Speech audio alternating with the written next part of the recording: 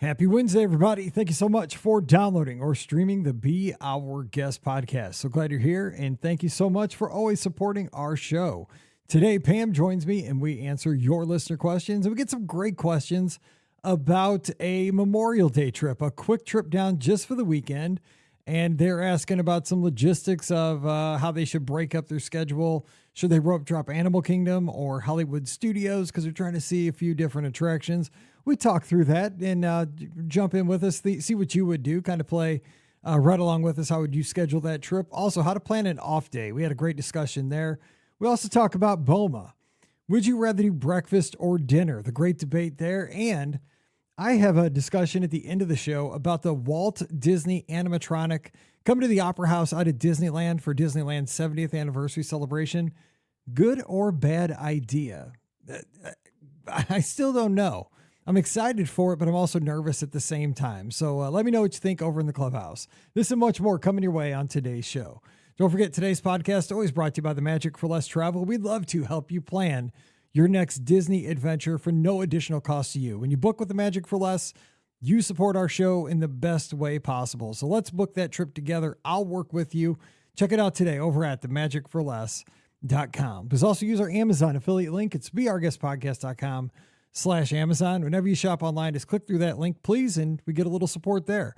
Also, you can support us on Patreon. It's $5 a month. It's like a cup of coffee each month. And for that support, you get a bonus show every week called Mike in the Midwest. Come over this week. We'd love to have you. Thanks to everybody who supports us over there. It means a lot to us. It's patreon.com/beourguestpodcast. Ready to take a trip to the world? You found the Be Our Guest Walt Disney World Trip Planning Podcast. This is where your memories come front and center on our podcast stage.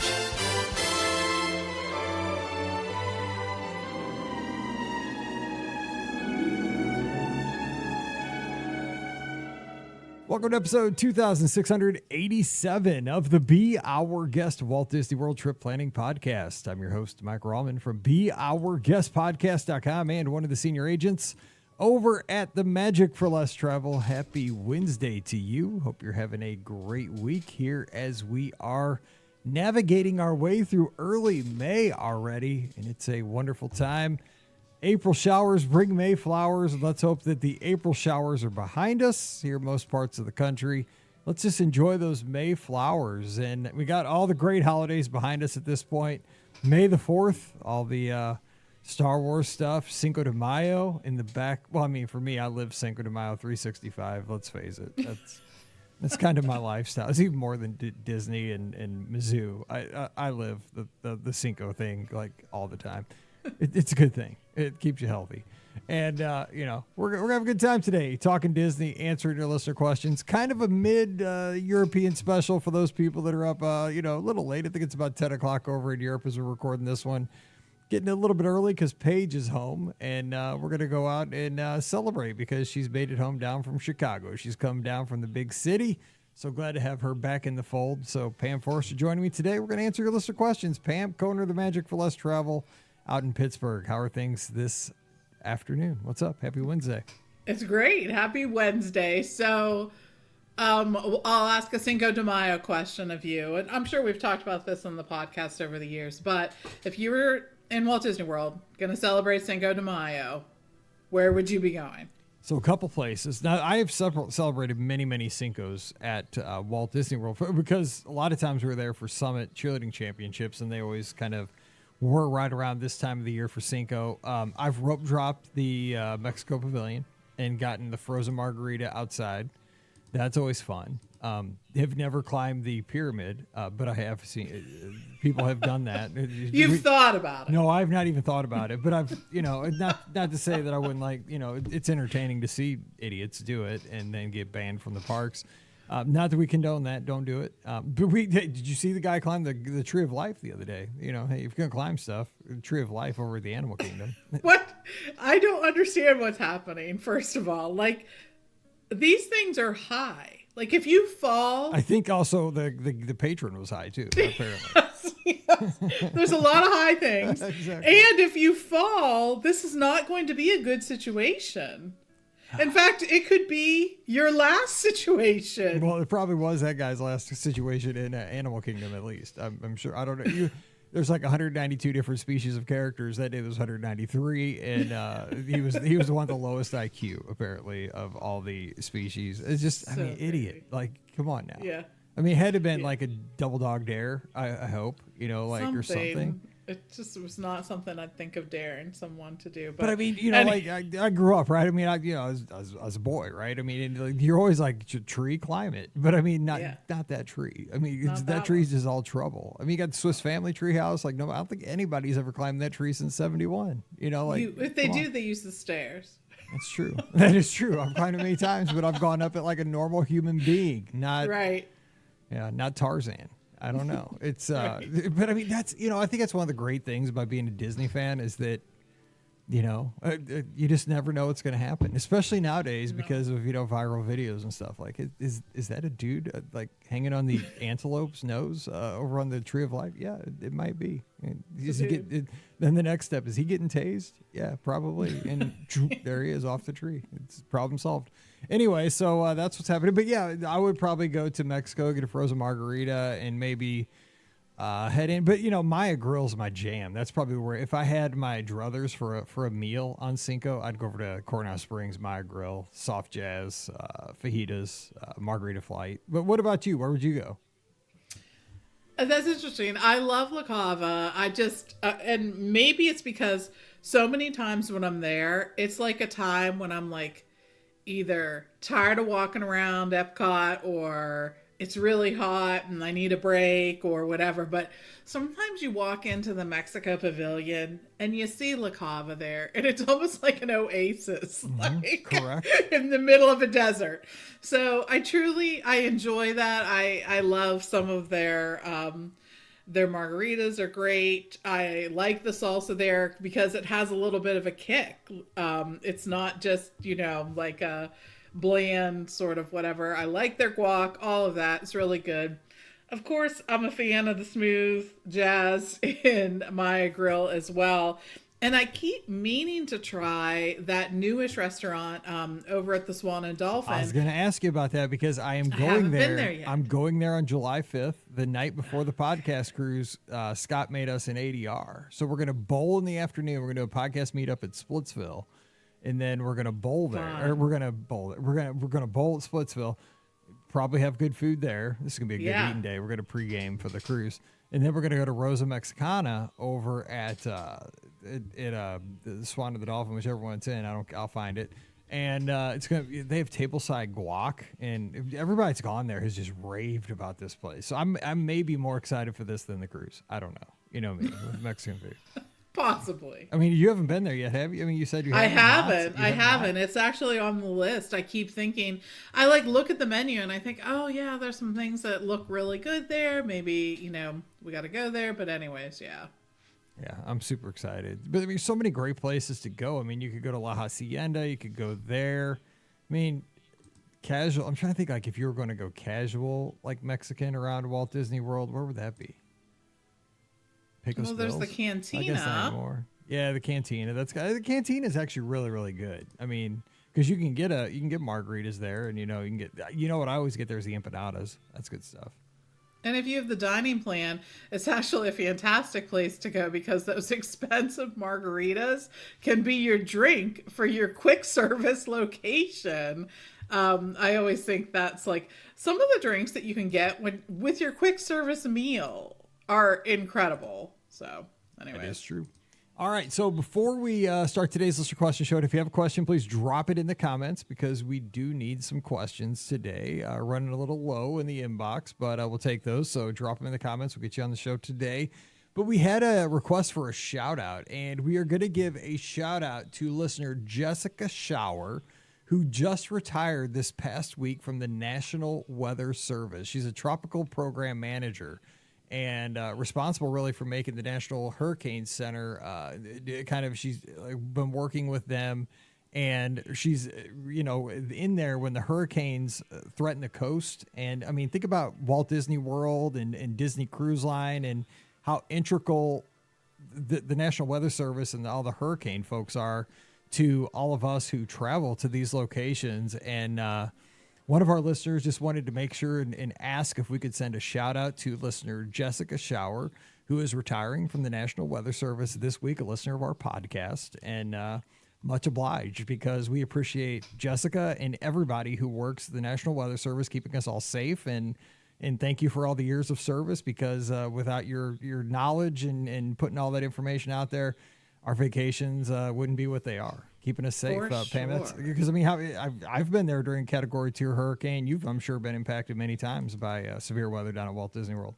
Yeah, absolutely. It's a crazy time, and we know so many people ride out major storms in the Walt Disney World area because it's not a coastal city for Florida. It's sort of in the middle of the state, and as those huge storms come across landmass, of course they lose power, or whatever it's called in the weather world, right? They don't typically stay the same category. They sort of drop in category. And it's a great place if you are riding out the storm. So anyways, we love the ability to predict weather, especially those large storms, and to help us all keep informed so that we can put ourselves in a safer spot. I think is just so, one of the great things that we've been able to accomplish as people. Think of how devastating some of these things would be if not for this kind of information for us. So yeah, I mean, over the years they've gotten so, being able to forecast these things down to,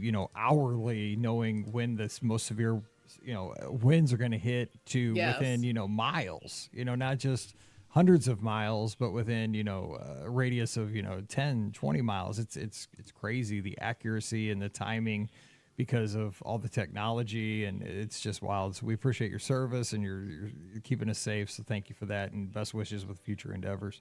We appreciate it so much. All right. So we have a question here from Thomas, one of our listeners, a good friend of the show. Have you guys heard of any discounts coming for December of 2025, or do you think Disney will wait to see how the summer goes before making any announcements? So there are some great discounts out there right now for not all the way into December, because, of course, that's a little far out for this time of the year on any year, right? Disney doesn't push things out until they kind of put them out in waves, right? It's not going to be in, May for December yet. It's through summer and kind of fall at this point. But Pam, what do you say to Thomas's question? Yeah, it is. Actually, we've gotten discounts earlier this year than we probably have had them in past years. When you really look at it, we have discounts that are going through dates in October, I believe, is one of that. There's all different kinds of things. There are kids tickets. There is a Disney Plus offer. There's a save up to 30%.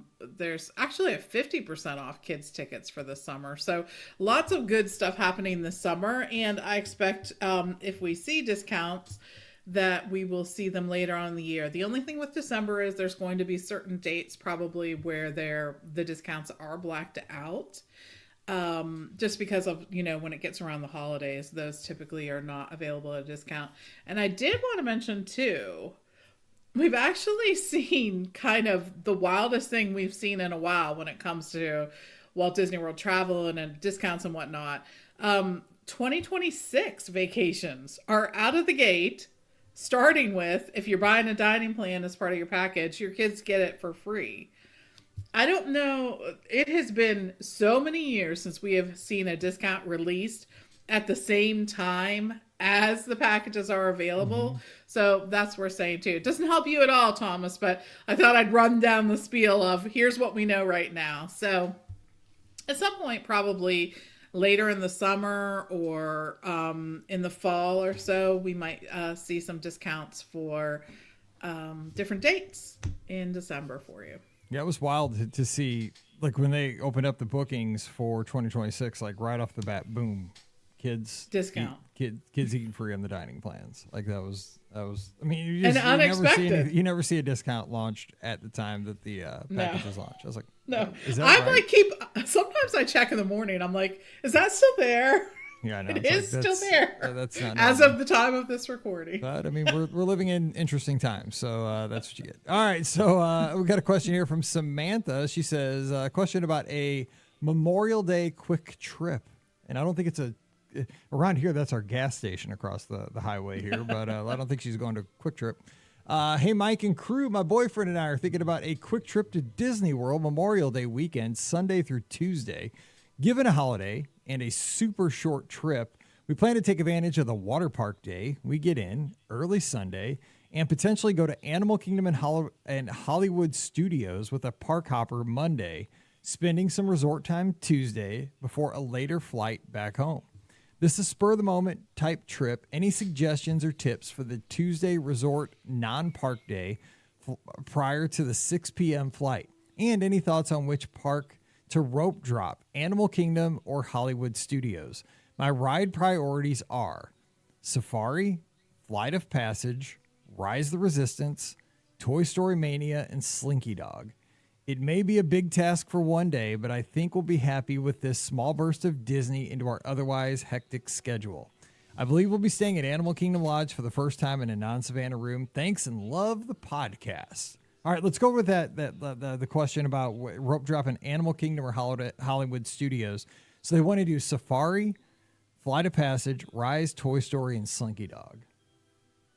I think I'm heading to Hollywood Studios first. Same, me too. Yeah.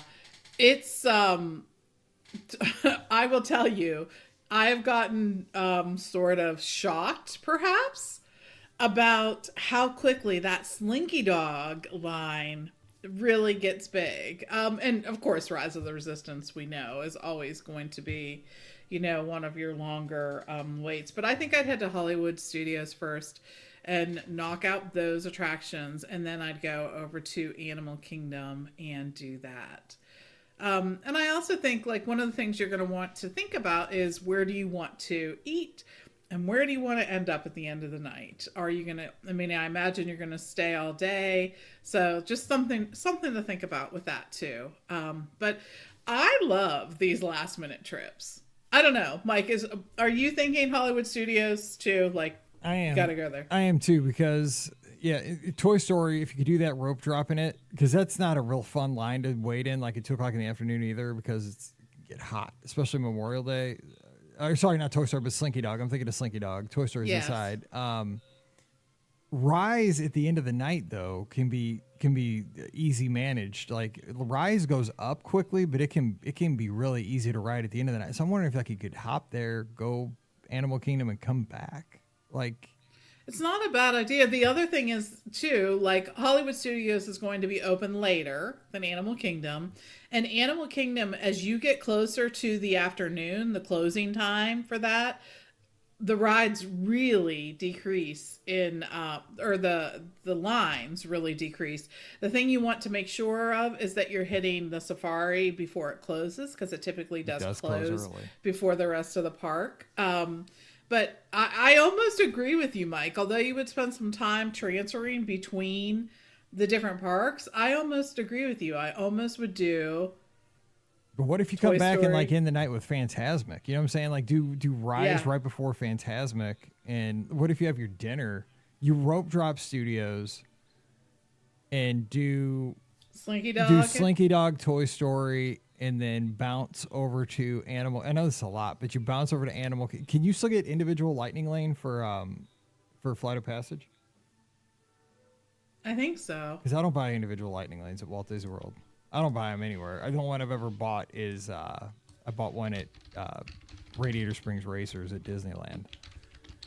But if that's the case, not that you want to, but you could go over and ride Safari, buy one for that, and you'd be set there. I know you used to be able to. Yeah. But I'm trying to think how you could do that without having to buy it, though. But I don't know what the wait would be over Memorial Day, because that's a holiday. It's busy. It's the kickoff of summer. But then go back, and have a night at the studio, because the studios is so nice at night. You know what I'm saying? It's got all the neon. I just love the studios at night, and you could see Fantasmic to close out, and Rise goes up, and then it goes down in the evening. That'd be kind of a neat thing with I'm trying to think what you could do there at night. If you could score like a 7 o'clock, say like a 7 o'clock sci-fi dinner or 50s prime time or something like that for dinner. Like, because you're talking. I agree. About And Rise, you can buy individual Lightning Lane. Not Rise. No, I'm looking for flight of passage over to Animal Kingdom. Oh, Rise, I'm saying you could probably get in at the end of the night. Yes, you can short. do Flight of Passage. So flight, if you could buy the individual Lightning Lane, you could get in and out of Animal Kingdom quickly. That's true. You could be like in and out, especially if you bounced over there like at noon. I know. Look at us spending your money. I mean, time's money though on a short trip. You know what I'm saying? It's a short trip. It is true. So yes. what about your question too about the Tuesday where they're not going into a park? They're gonna fly out at they got a 6 o'clock flight. I mean, Disney Springs obviously is a good option. I like going around to the resorts. You know, maybe if you want to have lunch at a place like Geyser Point, go over to Wilderness Lodge. Take a bus to the Magic Kingdom. Take a boat over to the Wilderness Lodge. I just like doing stuff like that. You know, take a Skyliner over to Caribbean Beach and have something at the Rip. You know what? I just get creative like that. You know, I'm like, what kind of lunch do we want to have that afternoon? Let's go see a couple resorts that are nearby. That's kind of my game that I play if I don't want to do the Springs. Yeah, I think like if you really want to though, after your crazy day park hopping, you may just want to lay by the pool at Animal Kingdom. Yeah, it's a fantastic it's Memorial pool. Day. It's, you know, everybody lays by the pool over Memorial Day. That's what right? Yeah. It's a fantastic pool too. It's one of the bigger pools on property. You also will have the availability to, you know, change there at the Animal Kingdom before you get on your flight to go home. I don't know. That sounds like a pretty good day to me. I mean, you sort of come home and you're like, guess what? I laid by the pool yesterday. Not a bad gig. That's probably a better deal. I mean, maybe you could do like schedule a breakfast somewhere, get up, do a breakfast, and then lay by the pool until you got to leave. Like that could be. Yeah, but, I mean, that's great. But you got great dining right there at Animal Kingdom Lodge. You know what I'm saying? You got like Boma. Everybody. I mean, come over to, if you're not at the clubhouse, just drop in and just say the word Boma breakfast, and the place goes crazy. I mean, everybody's like, "Oh, can I go with you?" I mean, we're all like that because everybody loves Boma breakfast in the podcast clubhouse, the Discord server, because it's good. It's amazing. We always have the debate whether so Pam, let me ask you, Boma breakfast or Boma dinner if you had the choice. Everybody debates that over there. Dang, that's rough. That's how it goes. Exactly. It's gonna be like that podcast where we had to make some tough choices. I know. That's always what it comes down. Everybody's always talking like, "Well, which would you do? I'm staying at Animal Kingdom Lodge. Do you do the breakfast or you do the dinner?" Because people haven't been there. They're trying to decide, you know, for their first time. They don't know what to do. I do both. Exactly. That's what it always comes down to. This is the correct answer, my That's what friend. people say. They're like, but I can't. I'm not Daddy Warbucks. I can only go one time.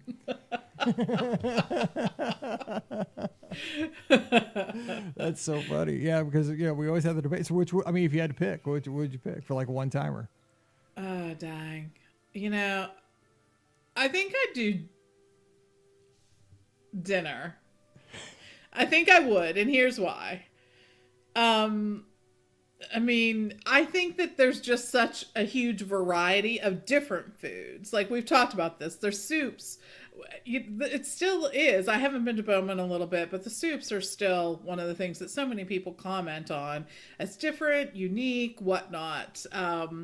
They have different salads, like really interesting salads, like watermelon rind salad, right? I mean, it's just, all these things are just very unique, not something you can get everywhere else. And I'm not saying that they don't have unique things at breakfast. They do, but I think there's just such a wide variety of them in the evening. And of course, for those of you who have picky eaters, they also have some food that is going to be familiar to them and easy for them to eat as well. So I think it's just such a great mix of different kind of foods that appeal to more adventurous eaters and other foods that appeal to maybe the picky eaters. Agreed. Good Paige stuff. could eat there. Yeah, that's kind of the scale right there.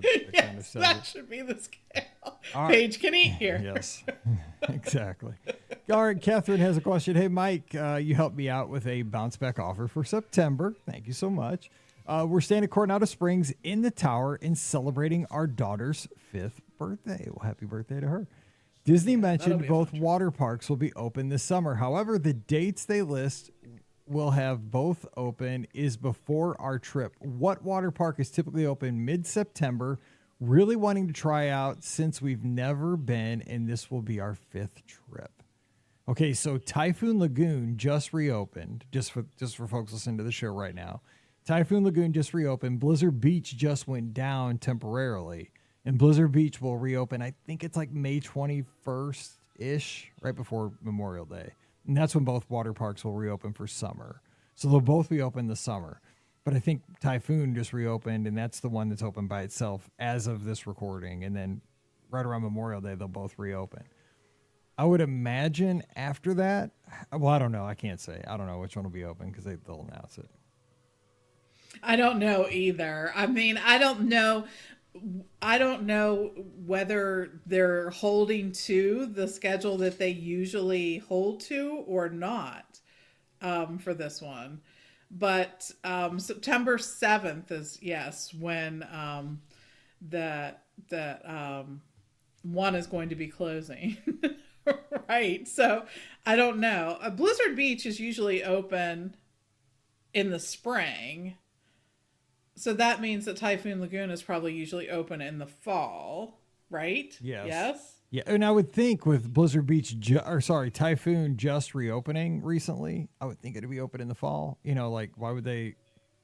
But they're just redoing. They're like working on Blizzard Beach right now, so I don't know. It's hard to say.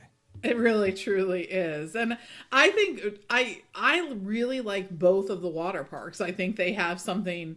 I mean, in some ways they're very similar, but in other ways it's like the theming that sort of makes them so unique. So I wish we had more information on that. We just don't know what it's going to be. It is hard. It's hard to read the tea leaves on which one they're going to pick. On that. It truly is, like, especially this year. Yeah, because we don't have like a pattern established. So, like, I mean, like Mohawk says, he's hoping Blizzard Beach is going to be open this fall. Like, I'm a Typhoon guy. Like, I just feel, I don't know. And it's a personality thing, but I just think I like the lushness of Typhoon Lagoon more. Like Typhoon relaxes me more. I feel like Blizzard Beach is too much concrete, and it's too like the white icebergs. Just it's too intense. Like maybe I'm getting too old. Like because I used to do Summit Plummet back in the day with Paige. Holy God, I can't believe I did that.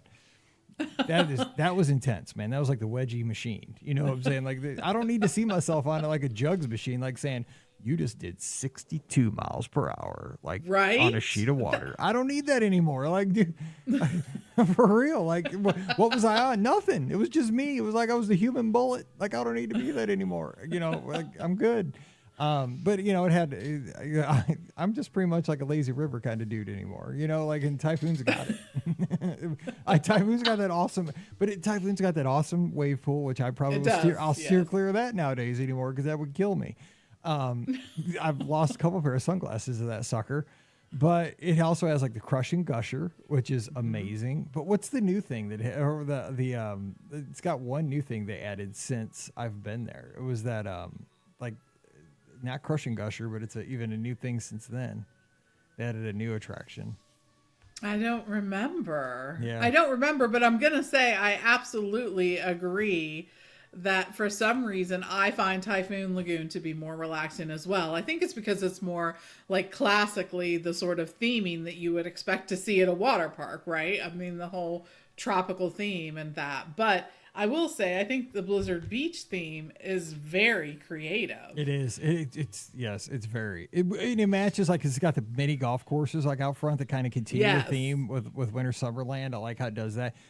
It's very 90s to me, which I like the 90s aesthetic. It is totally like it could match like a 90s Taco Bell. Like they could put a 90s Taco Bell like that. You know how they had that color scheme of like the purples and the blues and stuff. Dude, it'd be perfect. Yes. Like purple and teal. And those cups we used to get, you know, like they had little swooshes on them. Oh my God. Like right there. It's the jam. I mean, it's totally of the 90s, but yeah, and there's nothing wrong with it. I mean, it's just, you know, in like the 90s, everything was like extreme and like, bam, right there. That's Blizzard Beach for you. Typhoon Lagoon's like, you know, put on some Jimmy Buffett and just like, oh, let's just float. Let's just float. And those cabanas are the little cabanas you can rent at both water parks sort of have that option not a bad thing on a hot day. I love that Disney has included this free water park on your first day, because I think it has exposed so many more people to the Disney water parks. Yes, and people are using it in droves. I mean, I think way more people use this than Disney was expecting. I They're just have like, a oh, feeling. dang. Yeah, I think so. And thank you, Mohawk Misadventure Falls. That's what it is. Oh, yes, That's what it yes. is. Guys, like, why can I not think of the name of this? I was like, I had it on tip of my tongue, like, Miss Tilly? No, that's the boat that's up on top of the Right. like wave pool that you can't go on. It's just up there looking cool. Yeah. Again, I need to focus. All right, Aaron's got a question over in the inbox. Says, hello, BOGP crew. Since the Magic Kingdom is undergoing quite the transformation, my wife and I'll be enjoying a relaxing vacation this year at Disney's Vero Beach Resort. And we're wondering if you thought the majority of the construction would be completed by June of 2026. If not, we might consider a trip out west to Disneyland. I know that some of these construction projects are going to be quite involved and they'll take a considerable amount of time to complete, but I don't think it'd be fair to me to base these construction timelines on the ones for Tron and Epcot, because COVID clearly slowed things down there, even grinding process to a halt a good long while. So what are your thoughts about the timeline for the Magic Kingdom projects? Thanks so much, Aaron. Good point. You can't really... It's an apples to oranges kind of comparison if you're saying, oh, Tron took so long, or Epcot, because times were so different with all the COVID shutdowns and, the restrictions they had during construction there. This may go I mean, I hope it does go faster when they put in, the villains area, and I'm not super pumped about them taking out the Rivers of America and putting in cars, but it's going to happen. We don't have like a clear timeline on this either, how long it's going to take, but what would you say, like, because the walls are going to come up, the dirt's going to be put out there. When do you think all that's going to be done? So are they looking for information on the Vero Beach construction? No, they're looking Magic Kingdom. Okay, I think what he's saying is they're gonna not go to they're Vero not gonna- Beach. Okay, Vero Beach, and then they're gonna go to Disneyland. What they're gonna do is Makes they're still gonna sense. take Disney vacations, but I think they're gonna avoid World until Yeah. Magic Kingdom is completed with Villains Land and the Cars expansion and so forth. I think is what I'm reading. yeah, I really feel as if that's going to be a multi-year project for that, and I think that's what Disney's anticipating, although they aren't really saying how long this would be. And I think the fact that they haven't even hinted at a timeline for how long things will be closed, I think that's probably a good indicator that it will take quite a while, and we just don't know where they're at with that.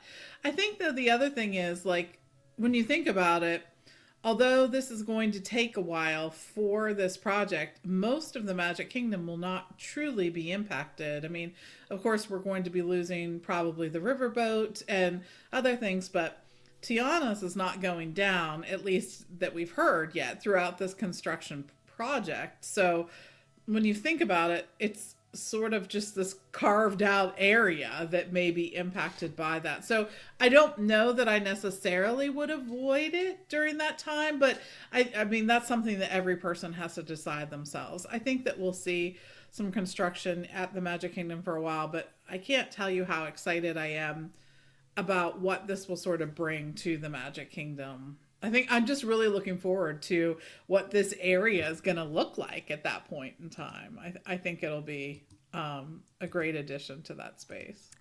So, yeah, and I'm very traditionalist, and I love the look of the Mark Twain or the Liberty Bell. The Mark Twain's at Disneyland, the Liberty Bell in the Rivers of America, especially at night, and just the kinetic energy that it brings with the water and the reflections and the boat moving up and down and so forth. And I hate to see that go, but I hope when they bring in the Cars area to Frontierland that there's a lot of streams and a lot of water features. And I know that the concept art shows some, but I hope that they really do, and I think they will. Because Tron looks beautiful at night. You know what I'm saying? Like, Tron has added a lot to Tomorrowland. The aesthetic of Tomorrowland at night has improved with Tron added there. It has not detracted. It is enhanced the look of the overall experience of Tomorrowland.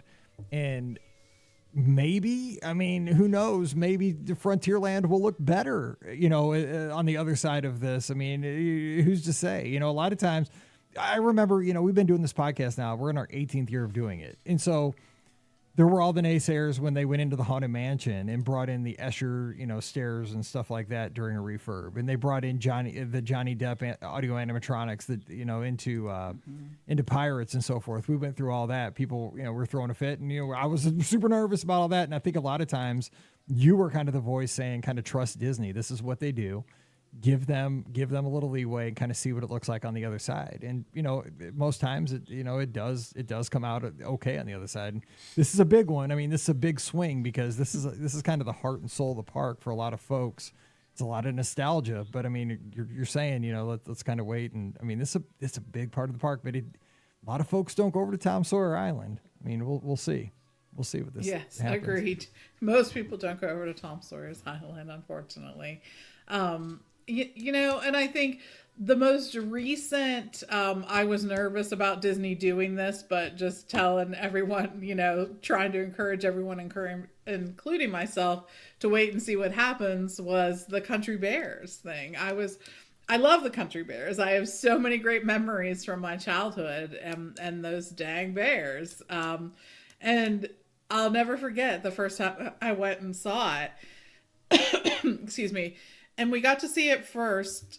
I forget where, but the first time I saw it with a regular audience, I was blown away at how many people loved this. So I just, I left with feeling like, gosh, that's really great. I'm so glad that they did that. So. And it's getting great reviews. I mean, more people are going to it now than they were before. And it was packed when I went and saw it a few weeks ago. Like every time I have gone since it has reopened, there are more people there than I probably saw in the 5 times combined before it got redone. So I think too many times, and I have to be careful of this myself so much, right? Because I'm very plugged into Twitter and social media and Instagram, and we got our forums, or we got our Discord server and stuff. And I mean, God love all of our friends, but I follow a group of people, and we are all very much alike. We are super focused on the Disney parks, and we're not the only audience that Disney goes after, right? I mean, we're just minuscule part. A lot of folks are just casual fans that pass through and they watch the movies, and that's their connection to the park, and they'll come every 5 years, every 10 years, and they'll have a good time, and they'll walk away and go back home and talk about it in Iowa or Minnesota or Wyoming. And that's kind of who Disney has to really focus on a lot of times. It's not going to be the people who are there, 182 days a year that are screaming on social media. They gotta make us happy too at the same time. But it is a balancing act, right? I mean, they have to kind of make it just for Bob on Main Street too. Kind of the same thing. Yes. And his kids and grandkids who have a whole different sort of thoughts about what movies are important to them, or what even television shows are important to them, or whatnot. I think the thing that always sort of warms my heart is when I go to look at something that I may not have a real connection with in terms of my childhood memories, or even my memories with Hannah when she was a child, and I see these little kids there who are just ecstatic to see whatever character or show or whatever is represented in something. And it's a great reminder that it's really important to sort of see things from other perspectives. So many of us are longtime Disney fans, or even short-time Disney fans, but very immersed in the things that we feel make Disney Disney. And that is what it is for us. But for someone else, that may look totally different. And, I still am very warmed. My heart is warmed by the folks I see who love and appreciate Tiana's Bayou adventure now. And I was a little nervous about that to begin with, but to see people so thrilled to see themselves represented in this attraction, that makes me happy. And it makes me happy that a whole group of people have a connection with Walt Disney World in a way that they may not have before. So right, 100%. It's a little lesson. It is. It's hard to remember. It is cool just to see, people making connections with anything. And things change too. We're going to have, think about it this summer. Well, this summer, it's May. I keep saying this summer thinking like it's January. It's summer in 2 weeks. But we're going to have, with the 70th out of Disneyland, up in basically right off of Main Street, we're going to have the Walt Disney animatronic alternating with Abe Lincoln up there. Can you imagine that? I mean, are you excited to see that? Or are you nervous? Like, is that a cool, like, I'm excited to see it, right? Because Walt's like a Missouri guy, but I mean, God, I hope it's all, I think it will be awesome, but it makes me nervous. Walt is like, he's going to be like right there in the room. I mean, that's going to be wild. It's going to be like, it's going to be, is it going to be creepy? Like, it's going to be, I mean, because I don't, he's like a hero of mine. You know what I'm saying? Like, I don't know. Like, it's going to be kind of weird because like I have kind of, not a reverence for Walt, but Walt's like one of my heroes. And like, Disney can make these things look lifelike. And it's going to be a weird thing for me at first, I think. I know. Think of like the progression of audio animatronics, first of all, that we have seen. That shaman that's in the Navi River thing, fantastic. But that's just one example of many that are just so much more lifelike, their movements or whatnot. Look, I love the Carousel of Progress as much as the next, but you stick the dad from Carousel of Progress next to the shaman from the Navi River Journey, and it's the difference between night and day. It's just a different animal at this point. One of them, the dad from the Carousel of Progress, looks like something I could buy and put out on my lawn, like at the holidays, right? Mm-hmm. It's like that. It's like you almost can buy things to put in your own front yard that have as realistic of movements. I realize it's a little more complicated than that, but you understand like what I'm saying. And it's this brings Walt, I think, maybe an accessible version of Walt to so many more people. And again, I hope that it helps people make a connection with the guy who started it all. With that, remember that little movie that used to run? Oh, yeah. And One Man's Dream. I mean, I've cried at that thing, the thing is, I'm at Disney Hollywood Studios at Walt Disney World, right? But I just know, like, I teared up when I got to go to Disneyland for the first time in July of 2022. When I passed through those gates, I'm like, I am at the place where Walt was. Finally. Like, I finally made it out here. I'm in California, and where it happened and where Walt was. I'm literally walking where Walt walked. But I mean, then I will be right there in the Opera House with something that's going to look like Walt. I mean, I know it's not Walt, but I mean, it's going to be eerie. Like I've been wondering about that, because I am going to get out there to see that. And like, is it going to be too much? Is it going to be? Is it good? Should they have left it well enough alone with just like his video footage, like his movies? I don't know. Like, is it? It's making me like, I don't know. Like, I'm kind of wondering. I think that you'll like it, and I think too, when I think about almost every time we go out to Disney World, we do the tour where you get to go into Walt's apartment, because I feel like I can't spend enough time there. Yeah. Each time I'm there, there's a moment where I pause and just try to soak it all in. And it's impossible to soak it all in, but you just pause and do that. So I'm going to be out to Disneyland soon. We're going to be checking out some things for the 70th, but this time I'm like, okay, I don't need to pay to do that tour for the 3 millionth time. I'm going to do a different one. So you know what? I'm doing the railroad one. The new railroad one is supposed to be really good.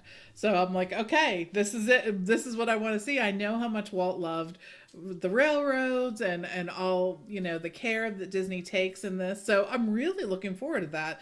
But I think about that as just one more thing that Disney has brought to me, right? I mean, I'll be honest, I don't really care so much about the railroad, except for that I know how much it means to the Disney history of things. So it'll be interesting to see. I did that tour down in Florida, and it's awesome. I mean, it was really cool.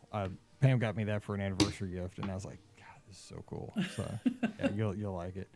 All right, well, hey, we're going to wrap it here, and but we need questions for next week. So if you have a question, Walt Disney World, Disney Cruise Line, Disneyland, drop it in the inbox, mike@brguestpodcast.com, and we'll get that on the show for next Wednesday. So get that in, just put the listener question in the header, and you'll be a star of the show. So don't forget, our podcast is always brought to you by the Magic for Less Travel. We'd love to help you plan your next Disney adventure for no additional cost to you. Check out all the details today over at themagicforless.com. Please also use our Amazon affiliate link when you shop online.